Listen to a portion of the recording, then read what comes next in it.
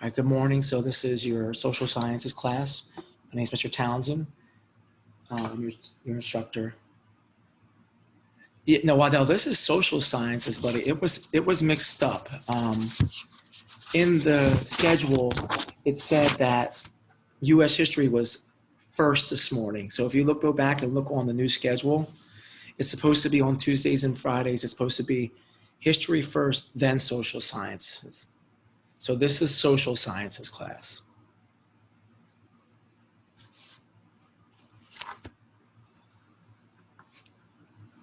I know that may have been confusing. I know we did put a little bit of Jim Crow inside of social sciences, but we'll review everything. So let's just go to the slides. If you have any questions, feel free to ask them. Okay, so I'm going to do a review on what we've covered so far. If you missed anything, please feel free to interrupt me and ask, I didn't see that, I didn't know about that, and I'll be glad to clarify it for you, okay? Hold on a second. Nakaya, let me see.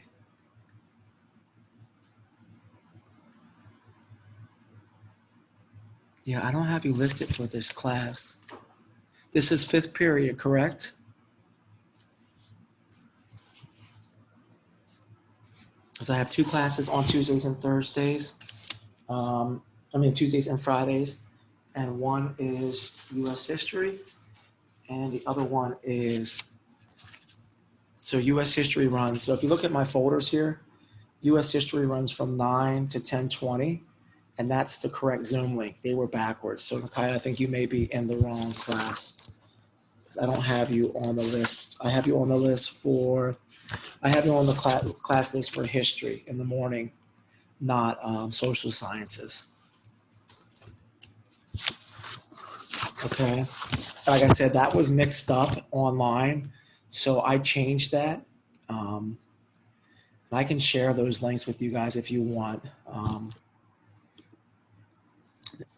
I see. It should be available on your Google Drive. If you go to Docs, you should be able to find it there.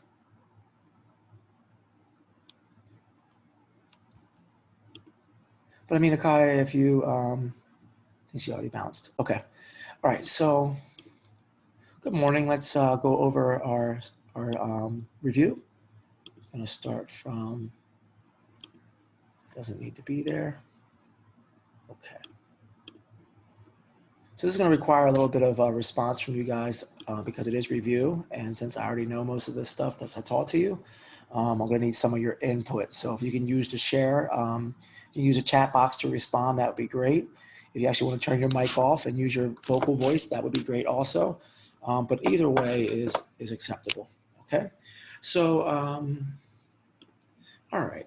So today is our agenda. We're going to review some questions that have to do with checkpoint 1, 2, and 3.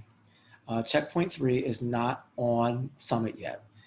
Today, your Summit, checkpoint 3, and your final project will come up as one. It is the 20th of October. I believe your final project is due November 6th or 12th, somewhere in between there. So you're going to have time to do it. And at the end, if there's any questions and answers, we will go over them. So there's 3 ways that Black authors connect to their audience. We have discussed these multiple times. So I need some responses to you. There's a hint down here. SAI is the acronym that we've used to cover those 3 overall ways that Black authors connect with their audience. So what are the 3 ways that Black authors connect to their audience? There's a hint down here, S, A, and I. I'm gonna put it in chat. There's 3 ways.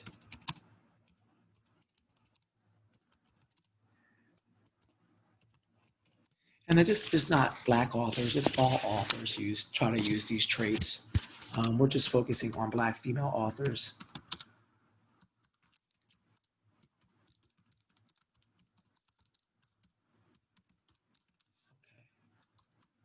So what are the 3 ways Black authors use to connect with an audience? The acronym is SAI. and I. So somebody go take a shot in the dark. Try to figure out what one of these mean. Whoops.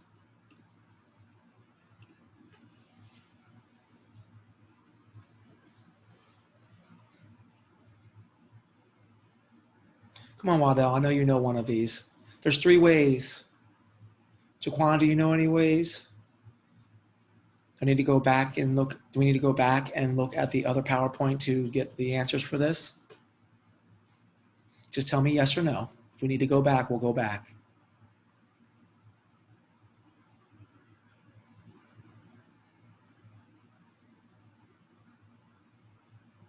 Okay, thank you. Waddell, excellent. Authenticity is one of them. Authenticity is something that's real, or authentic is the root word. It's something that you can relate to or feel. It can be personally or in a group. I'm sure that I have two people here that are male and one that's female. I'm sure that there are different feelings inside of groups. We as men feel different things. I'm sure women feel different things than we do. I'm sure that older people feel different things than we do. Younger people feel different things than we do. So we're relating to a group of our peers, the people around us. So the one in the middle is authenticity. What does the S stand for?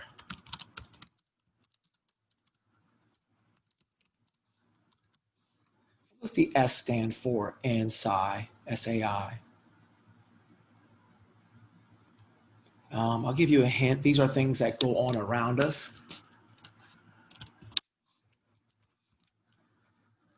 Yes, good. It is social. It's social issues. What type of social issues do authors address? All types. They address injustice. They address incarceration, which is basically having people in jail. Um, Police brutality. Um, Educational opportunities.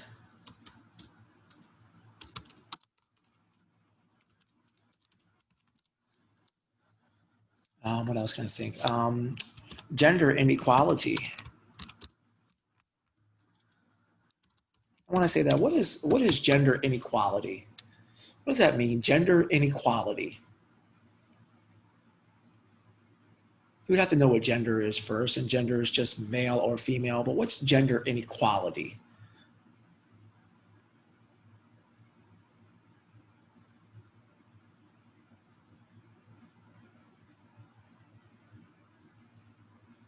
And if you can define gender inequality, who is being treated good? Unfairness toward females or males. So it can be inequality toward either of the genders. Usually in our society, a lot of societies are matriarchal, which means that the women are in charge. A lot of the ancient African civilizations like Nubia, women were in charge. Some religions and some histories like Judaism, which is like the Bible, that was a patriarchy, or men were in charge. So this gender inequality is a problem. That's a social issue. And it's an unfairness, just like with women not getting the right to vote till 1920. So it's an unfairness. So we have social issues, we have authenticity, and we have one more. It's a longer word. I know we didn't get to go over this one as much. I just introduced it recently. I'm spelling this right. It was intellectualism. And if I were you, if you have a piece of paper and pencil, I would be writing this down. I would be screenshotting the chat, because these are the type of things that are going to be on your final project. So if you have a pen and paper, I would write these down. or I would also remember that our classes are on YouTube. So every day after class, these classes are uploaded to YouTube. So if you ever wanted to go back and watch a class to find answers, all you have to do is let me know and I will provide you with the link. So what is intellectualism? Does anyone know? Think about the root word is intellect. That's your brain. Good. A smart mind or mindset. An intellectualist is someone who uses their intellect at the expense of their emotions. Okay, so they don't react to their emotions. It's not that they don't react to their emotions. Let me rephrase that. They choose to exercise their intellect over their emotions. I remember, I have a good memory, even though it's in chat. I remember that Waddell, you said last week that people who don't express or show self-control kind of annoy you a little bit, that they seem like they're out of control. They can't control their, reactions, whether it be physically or mentally. So is there any situations where you guys have had to use intellectualism? Has there ever been a situation where you felt like emotionally responsive to something, but you chose to use your intellect? I'm sorry, not to exercise like physically. I meant to exercise intellect, your brain power. Does anybody have any situations where, okay, good, your whole life? Good. Anyone else? Jaquan, do you have any situations where you would like to react? Meadow, same question. Where you would like to react emotionally, but you choose to use your head over your heart? It could be situational with people. It could be with your family or loved ones, where people put you in a position where you have to be emotional, but instead, I'm not even going to deal with this today. I'm going to express my intellect over top my emotions. I'm not going to allow my emotions to override my intellect. So that's our three. So S is social issues. Once again, if you have a pen and paper, I would highly suggest writing this down.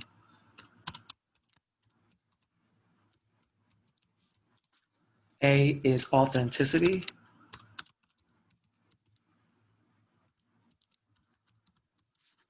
And I is intellectualism. So if you have your cell phone, I would take a screenshot real quick of that chat. SAI. That's the acronym I want you to remember. So if you have something to write that down or take a screenshot, or if you can take a screenshot on your Chromebook or your MacBook, whatever you have, take a screenshot. So that's our three ways that we connect. So one of the first persons that we studied was Toni Morrison. And there's some quotes here from Toni Morrison. So we're going to go over those quotes. We're going to answer some questions about them. So one of the first quotes from Toni Morrison says, "You are the best thing." You are the best thing. And you can feel free to interject or add any comments you want to as I'm going. I'll see it pop up on the chat and address it. So you are the best thing. That's a quote from Toni Morrison. Another quote from Toni Morrison is, "The function of freedom is to free someone else." The third one is, "If there's a book that you want to read, but it hasn't been written yet, then you must write it." If you surrender to the air, you could ride it. Freeing yourself was one thing. Claiming ownership of that freed self was another. So there's lots of different themes going on in these 5 different selection quotes from Toni Morrison. So we just went over the quotes from Toni Morrison, and we're going to reflect on the aspect of authenticity. Out of these quotes, there's 5. Are there any that you can relate to? I can relate to number 2. If you can relate to any of them, tell me which number you can relate to and why. I can relate to number 2 because I feel like the function of freedom, which means Frederick Douglass said that knowledge makes a man unfit to be a slave. Okay. And in my life, I see a lot of people who are still um, financially and mentally bonded, which means they have these. Okay, somebody put something in chat, so let me see. Okay, 4. So Waddell said he can relate to number 4. Why can you relate to number 4? If you surrender to the air, you could ride it. There's almost like a lightness in that quote, almost kind of like a breaking of the laws of physics. Why do you relate to that quote in particular, Waddell? And I'll go back to mine. Why do you relate to that?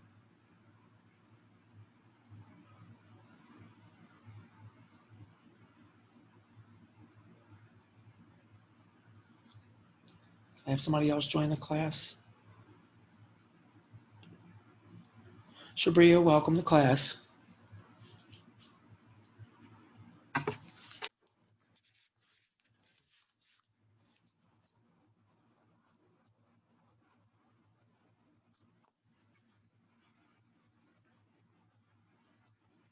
So Waddell, with number 4, since you're talking about it, let's talk about it a little bit.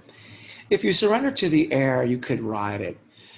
I think like in a way, okay, here we go. I got some response here. Let me see what you have to say. Because the meaning is if you go with the flow, life can be easier. Yeah, that's a very close interpretation. Like almost if you would let go of all the heaviness in your life, if you would drop all the emotion and all the feelings that you have.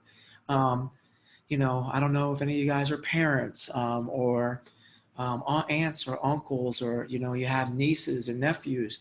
But when we allow all the things of life to pile on us, these social issues that we talked about, if we allow those to pile on us, we can become weighed down and heavy, right? But if we surrendered all those things and just gave them up, we could probably like float on the air. So it's kind of like an analogy, or like um, we could actually ride the air, but if we let go of those things that are heavy, just like Waddell said, life would be easier. That's good. And once again, what is authenticity? What is authenticity? Keep going over this until we have it. What is authenticity?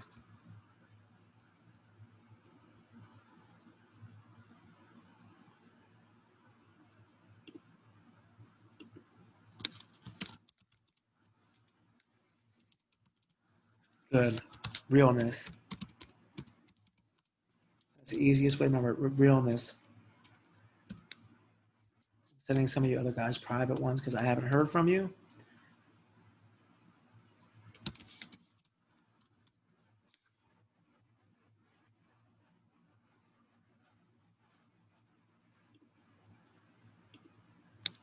So I'm just sending out some private messages.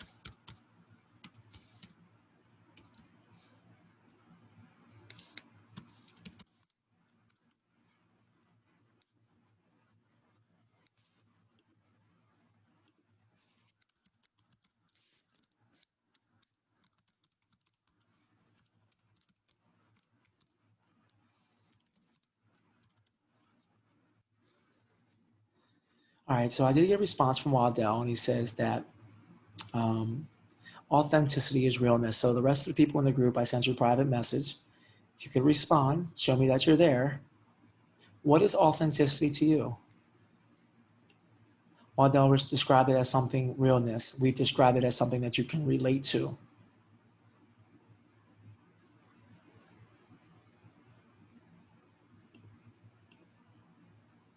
I'll give you a moment. Just want to see if you're actually there and you're not sleeping in your bed. Jaquan, you with us?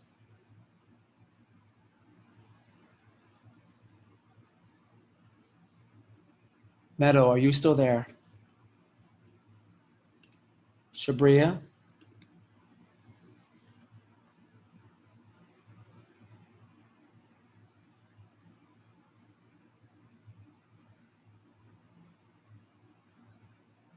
Okay. Can you respond to the question that I sent you about what is authenticity? What does that mean to you, Meadow?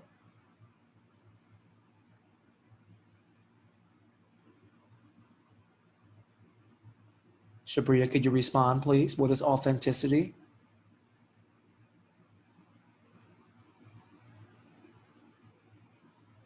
Okay, thank you. All right, so we got some responses, being authentic, being real, something that's relatable. Thank you. I appreciate that. Okay, so Maya Angelou, um, we're going to reread Still I Rise by Maya Angelou. And while I'm reading it, I want you to think about these three aspects of what does it make you feel? And that goes along with um, authenticity or relatability. And what is relatable in this to you? Hi, Meadow. Nice to meet you. I saw your face for a second. What is relatable in the text? Okay, so I'm going to read to you "Still I Rise." I want you to listen to it, and I want you to take a note, or I want you to think, how does this make me feel when I'm reading it? Okay, so I'm going to read this to you. I'm going to share the screen with you. Where's it at? Here it is. Okay. So I'm going to read this to you, and I want you to tell me if it has any, if you feel any responses to it. Oh no, that's the wrong one. Okay. So this is a short excerpt or poem from Maya Angelou, and it's called "Still I Rise." And I'm going to read it to you, and I want you to tell me what it makes you feel, or if there's anything that, even though there's some metaphors and some analogies, I want you to say, what does it make me feel? How do I feel when I hear it? So I'm going to read it to you now. Still I rise. You may write me down in history with your bitter, twisted lies. You may trod me in the very dirt, but still like dust I rise. Does my sassiness upset you? Why are you beset with gloom? Because I walk like I've got oil wells pumping in my living room? Just like moons and like suns with the certainty of tides. Just like hope springing high, still I rise. Do you want to see me broken? Bowed head and lower eyes? Shoulders falling down like teardrops, weakened by my soulful cries. Does my haughtiness offend you? Don't you take it awful hard, 'cause I laugh like I've got gold mines digging in my own backyard. You may shoot me with your words, you may cut me with your eyes, you may kill me with your hatefulness, but still like air I rise. Does my sexiness upset you? Does it come as a surprise that I dance like I've got diamonds at the meeting of my thighs? Out of the huts of history's shame, I rise. Up from a past that's rooted in pain, I rise. I'm a black ocean, leaping and wide, welling and swelling, I bear in the tide. Leaving behind nights of terror and fear, I rise. Into a daybreak that's wondrously clear, I rise. Bringing the gifts that my ancestor gave. I am the dream and the hope of the slave. I rise, I rise, I rise.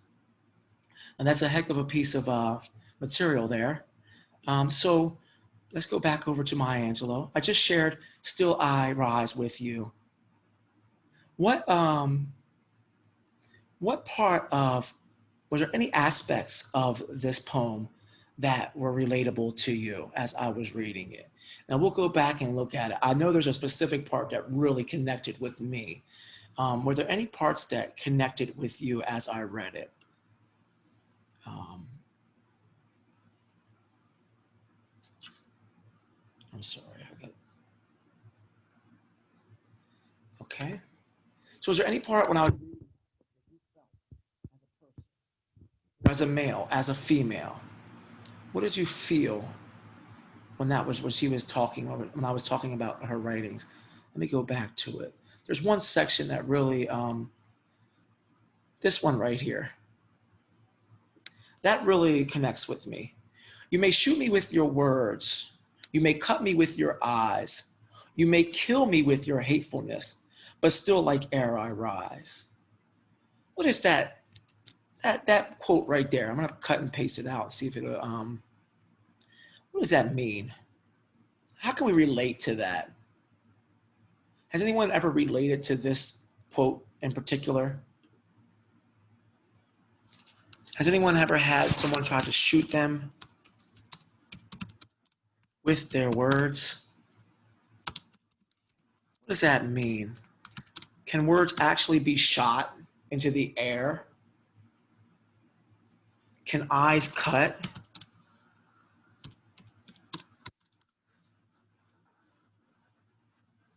Can someone kill you with hatefulness?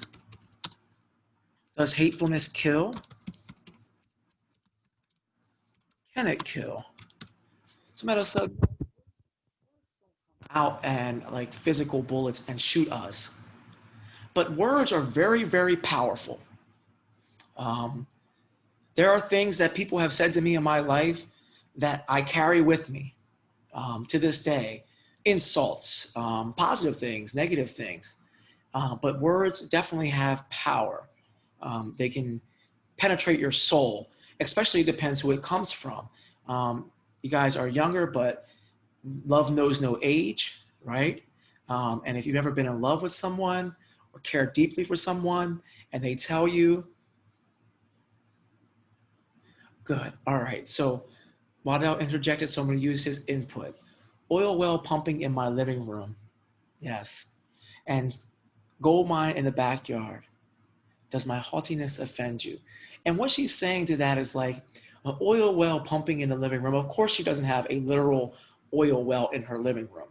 What she's talking about is that she has self-worth, that she has value in herself. She has a gold mine in the backyard. And that gold may not be physical gold. It may not be tangible currency. But self-worth is worth more than any money in the world. Kanye West, even though I don't like him much, he said the prettiest people do the ugliest things. On the road to riches and diamond rings. So that type of word verbiage is the same. Does my haughtiness offend you? Does my haughtiness offend you? Also, out of the huts of history, shame I rise. History doesn't have any proverbial huts. She's talking about the shame of our past as Black Americans, or as females in her case also, because she qualifies for both. And that past shame that we had was slavery. That was the shame. Up from a past that's rooted in pain. So the shame and the pain that she is referring to is that of the history of Blacks in America, of women overall. But she said, I am a Black ocean. Now, of course, she's not an ocean, but she's using wordplay. She's comparing herself. It's a metaphor. She's comparing herself to something else. Leaping and wide, welling and swelling, I bear in the tide. If you know anything about the tide, it comes in and it goes out. So that's the welling and swelling. But no matter what situation that comes to Maya Angelou or came to Maya Angelou in her life, she kept rising above. In my life, I've had a total of 22 surgeries, 22. I've also survived cancer. I've survived the streets of North Philadelphia for 25 years. I survived serving in the United States Marine Corps. So I feel like I've risen above all the challenges that people have given me. I've risen above the insults that I may have heard from people. I've risen above the rejection from other people, people that I loved in my life who didn't want to talk to me or associate with me anymore. Those things hurt, just like those words, they hurt. But Maya Angelou refused to be downtrodden. She refused to stop being herself. She, and we'll talk about that, Waddell. She just said, I will not be broken. My bowed head and lowered eyes, shoulders falling down like teardrops, weakened by my soulful cries. She is saying, I'm going to stand up for myself. I'm not just going to lower my shoulders and cry. And no, that's not who she is. That's who she refuses not to be, that person. She refuses to be better than that. She will not allow the circumstances. Meadow in, we have 12 minutes. If you have to go to your next class, go to your next class. Information will be put on Summit. Checkpoint 3 and your overall. So the point we're taking is from Maya Angelou, the example of not only authenticity, she addressed social issues, and she used her intellect.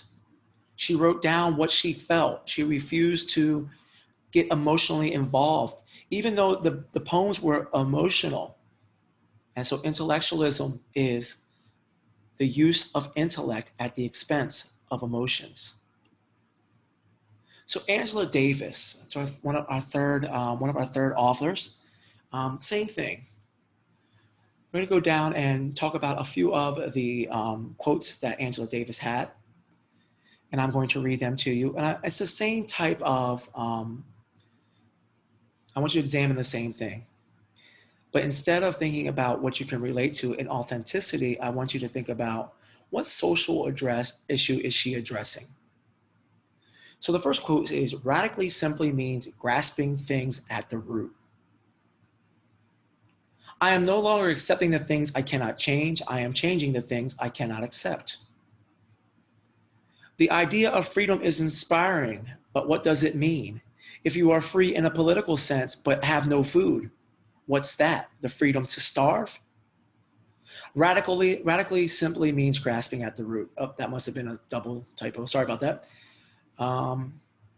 Oops, I did the wrong. I just doubled up. So there's only 3 there. Actually, I meant to put more, but there's only 3. So we'll just re-examine those 3. Sorry about that double up. Radical means simply grasping things at the roots. When someone calls someone else radical, it means that they're out of the norms. Malcolm X was called a radical. Donald Trump is called a radical. Anyone who's on a left-wing or right-wing extremist groups, doesn't matter which side, is considered a radical. So grasping things at the roots. She was called a radical for her beliefs. What about, I am no longer accepting the things I cannot change. I am changing the things I cannot accept. What type of social issues do you think Angela Davis was referring to? What things in society can we not change? What type of, I'll put it in the chat, what type of things? Yeah, you're in the right class. What social issues can we not change?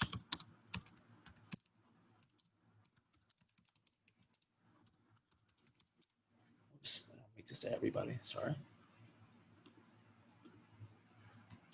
What social issues can we not change? I'll give you an example first. We cannot change the fact that there's always going to be different races in America. Nobody one day is just going to come out all the same color. So as long as we have differences in people, we're going to have issues with race relations. So what are some other social issues that we cannot change? Remember the quote is, I'm no longer accepting the things I cannot change. I'm changing the things I cannot accept. What can you not accept in your life?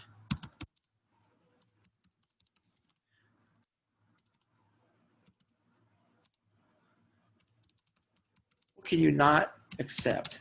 Okay. Yes, we can definitely not change other people's viewpoints.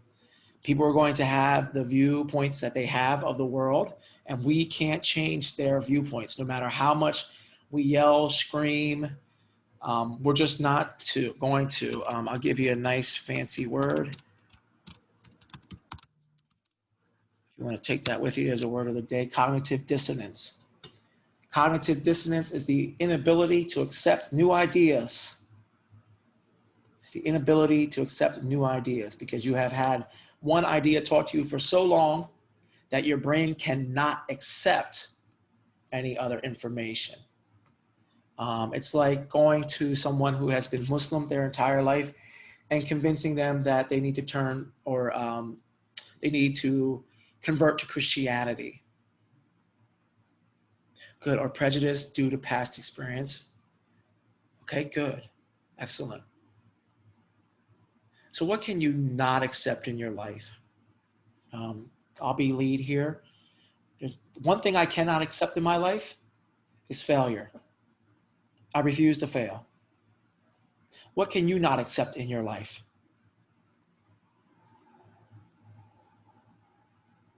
What in your life is unacceptable to you?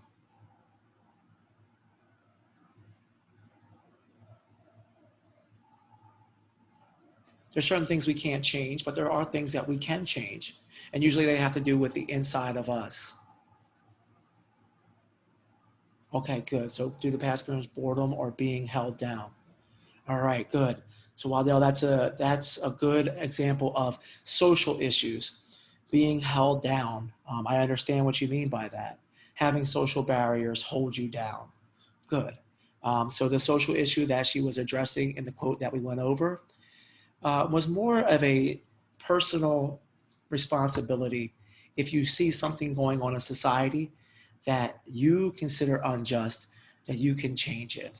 Very good. Okay. So we're getting close on time here. Um, so we had two female rappers that we looked at, MC Light and Queen Latifah. And I put one of her verses in here from the song Ladies First. And it says, to the new generations of prophets, because it's ladies first, I break into a lyrical freestyle, grab the mic, look in the crowd and see who smiles. Because they see a woman standing up on her own too. Sloppy sound is something I won't do. Some think that we can't go, can't flow. Stereotypes, they got to go. So what stereotype was Queen Latifah addressing with this verse of her song? What was the held idea about female rappers?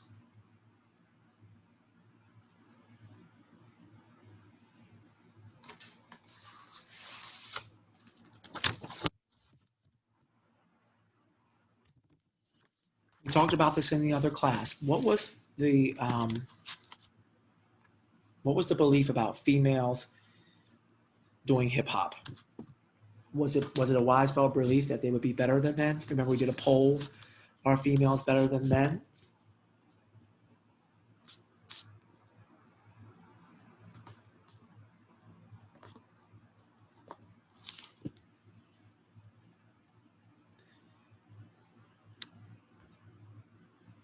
What stereotype is Queen Latifah addressing?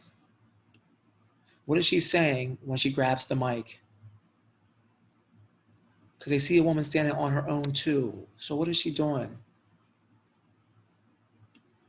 Is there any social issues that she's addressing?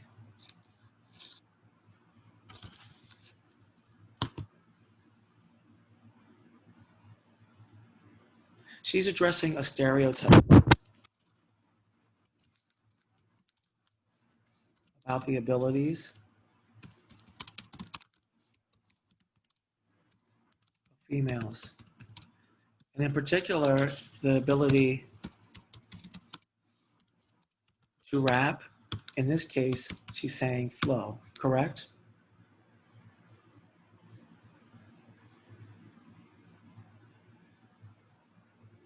Is it authentic? Are females able to rap?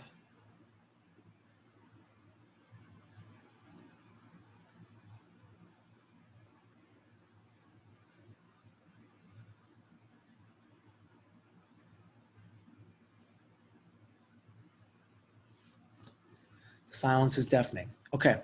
We have about 3 minutes left, so I want to just go over. I'm going to skip over MC Light right now. We have some more questions. All right. This is what's important. All right. So we'll finish MC Light next class, and then we'll start working on our final product in checkpoint 3. So for your final product, this is just going to be literally taken from this slide and put on Summit. You will choose one of the female writers that we have reviewed so far in this course. We literally just went over pretty much, and the only one I didn't add was Zora Neale Hurston, and I will add something for her. You're going to write a biography about the person. A biography is a life story. It should be at least 1 to 2 pages. few paragraphs, indent, punctuation, grammar. You can give me a rough copy first or you can send it on Summit, and if there's grammatical, I'll change it. I want at least a picture of that person, and I want you to give an overall description of that person's life and their literary work and influence. So what they wrote down and how it changed society or changes you, but their influence. So you're going to locate a poem or verse from one of these influential Black writers and explain how it is authentic. There's plenty of them inside these slideshows on Summit. You're going to say, does it address any social issues? How did the author or artist writer use intellectualism to overcome social adversity or stand up in society to things that they feel were not fair or just? Okay, so you're talking about social issues, authenticity, and social issues, authenticity, and intellectualism. I'll add a question mark, where is authentic? And then from checkpoint 1, you're just going to attach your original poem and verse that you put and tell me which form of communication did you use to connect with your audience. And that's the acronym. Was it social issues? Was it authenticity? Or was it the use of intellectualism? So is there any questions on your final product? I'll put it up on Summit. That way you'll have time to work on it. So before I stop class, are there any questions?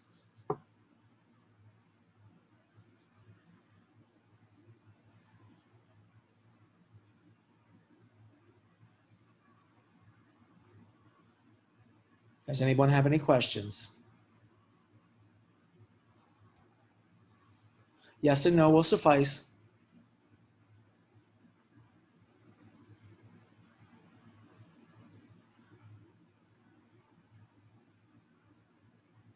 Okay, as they say, silence is compliance. So I'm assuming that we don't have any questions. Thank you for coming to class. This information will be on Summit for you to start working on. If you have any other problems, please contact me through email, or you may come to my afternoon labs. All right, so thank you guys. Have a good rest of your day.